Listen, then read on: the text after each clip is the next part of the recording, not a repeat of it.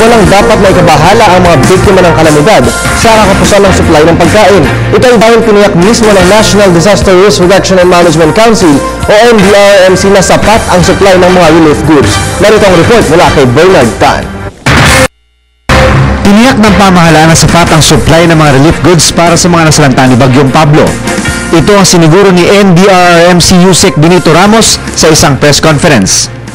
Ayon kay Yusek Ramos, sa ngayon ay nagtutulungan ng iba't ibang sangay ng pamahalaan gaya ng DPWH, DepEd at DSWD para agad makabangon ang mga naapektuhan ng bagyo. Sufficient, nandito sa tabi natin, yung DSWD, 5 days ago nakapreposition ng mga kasama yung DOH ng gamot at saka yung Department of Public Works and Highways. Nagpapasalamat din ang NDRRMC sa mga may mabuting loob na nagbigay ng mga donasyon gaya ng mga noodles, mga dilata, mineral water at marami pang iba. Mismo mga department secretaries ng gobyerno ang magtutungo sa mga lugar na nakaranas ng matinding pinsala gaya ng Compostela Valley at Surigao para personal na ipamahagi ang mga relief goods.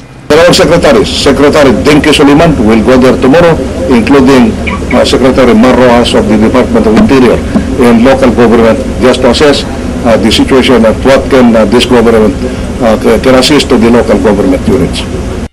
Aminado rin ng pamahalaan na isang malaking pagsubok na mahirap lagpasan ang hagupit ni Bagyong Pablo. Pero kung makikipagtulungan umano ang bawat sektor ng lipunan sa mga hakbang ng gobyerno, tiyak na kayang-kaya natin ito. At higit sa lahat, marami tayong aral na makukuha sa bawat pagsubok na humahamon sa atin bilang isang bansa.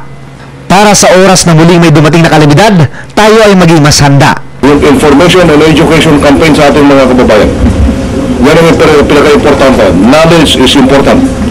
Para sa Telebisyon ng Bayan, Bernard Tan.